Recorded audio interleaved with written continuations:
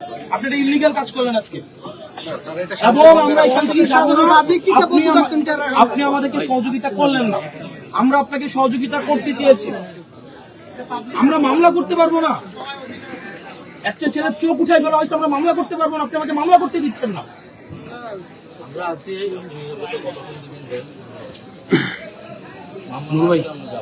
মানে কত নোংরা লাশের গাড়ি দিয়ে আমাদের গাড়ি বাধা দিছে, বালুর গাড়ি দিয়ে আমাদের গাড়ি বাধা দিছে, ট্রাক থামায় আমাদের গাড়ি বাধা দিছে। কি পরিমাণ নোংরা মানসিকতা সম্পন্ন, লাশের গাড়ি পর্যন্ত যেতে দিচ্ছে না। লাশের গাড়িটা আমাদের সামনে দাঁড় করে রাখছে। ওটা ওনার জানাজা আছে, জানাজা মিস হয়ে যাবে। এটার নাম প্ল্যান। আমরা বসে আছি, ভাই আমরা যাবো না।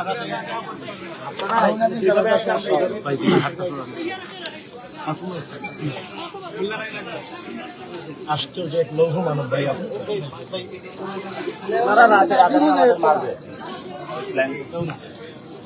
হাসতেছেন হাসতেছেন যাবো সন্ধ্যা আগে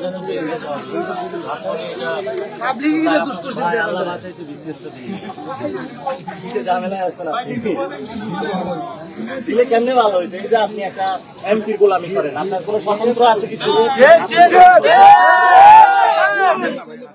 আপনার এই যে ড্রেস আছে, ড্রেসের কোনো মূল্য নাই, কারণ আপনার ব্যক্তিত্ব নাই। আমরা এখানে মাঠে বসে আছি, তারপরে স্বাধীনতা আছে।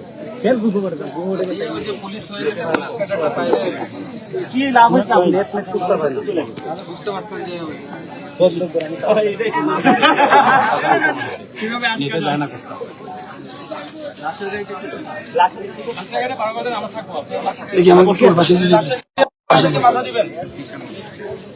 যে বলছি একটু পিছিয়ে দাঁড়াইতে। এগুলো একটা বৃদ্ধ লোক, আমার হাতটা ওই লোকটা কই?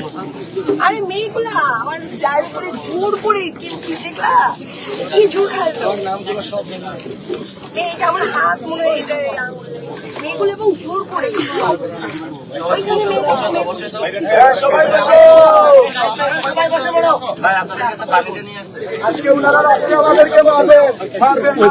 ওই পাশে ছাত্রদল লাঠি অস্ত্র নিয়ে ওই পাশে বসে আছে। ছাত্রদল আচ্ছা না, অনেকগুলা বাসে আড়ালে বসে আছে অনেকগুলো। আমি ঘুরে ঘুরে দেখি। আপনারা যারা আছেন আপনারা ভালো, এই অফিসার গুলা দুষ্ট। আপনাদের প্রতি আমাদের পুরো রাগ, আপনারা বাংলাদেশকে ভালোবাসেন, অনেক কষ্ট করে কাজ করেন, কিন্তু আপনাদের স্যালারিও দেয় না। অফিসার যারা রাতে মাদকের ব্যবসা করে, এগুলা বিভিন্ন এমপির সাথে অনেক দেখেন।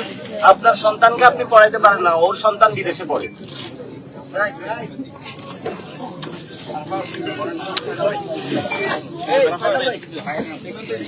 আপনারা একই সমস্যা নেই, জায়গা দেন, আপনারা আরেকটা আমরা ইয়ে করবো।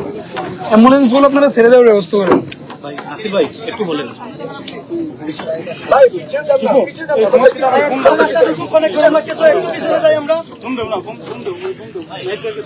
ভাই আপনারা অ্যাম্বুলেন্স এবং লাশের গাড়িগুলো, লাশের গাড়ি একজন ধরো রে একটু পিছনে গেলে মানে এটা ফুটেজ চলে যাবে।